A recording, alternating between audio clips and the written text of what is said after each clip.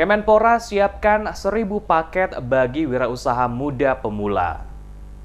Di Indonesia, usaha-usaha untuk menanamkan jiwa dan semangat kewirausahaan di perguruan tinggi terus digalakan dan ditingkatkan. Tentunya dengan berbagai metode dan strategi yang membuat mahasiswa tertarik untuk berwirausaha. Sedikitnya ada 6 usaha atau cara dalam meningkatkan gema kewirausahaan bagi mahasiswa. Di antaranya pendirian pusat kewirausahaan kampus, entrepreneurship priority, pengembangan program mahasiswa wirausaha PMW, maupun program wirausaha mandiri untuk mahasiswa. Staf ahli bidang ekonomi kreatif Kementerian Pemuda dan Olahraga Kemenpora, Joni Mardisal pada acara workshop penumbuhan minat berwirausaha pemuda yang diselenggarakan Universitas Patimura Ambon dengan Kementerian Pemuda dan Olahraga mengajak mahasiswa dan generasi muda di Maluku untuk berwirausaha. Menurutnya, pemerintah mulai menerapkan pelatihan kewirausahaan kepada mahasiswa. Karena itu, saatnya mahasiswa memberikan gagasan dan sumbangsi sekaligus mempersiapkan diri untuk membuka lapangan kerja baru. Program pemberian modal usaha untuk mahasiswa menurutnya telah banyak dikucurkan pemerintah pusat melalui berbagai kementerian. Joni mengatakan Kemenpora melalui program Wirausaha Muda Pemula menyiapkan bantuan permodalan sebanyak 1.000 paket atau sekitar 20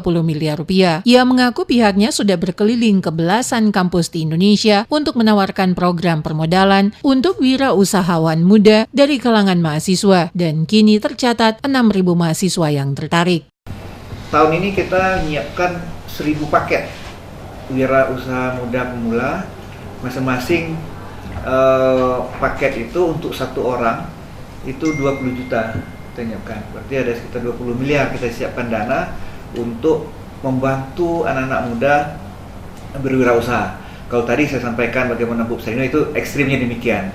Karena kita ada siapkan modal sekitar 20 juta untuk satu orang.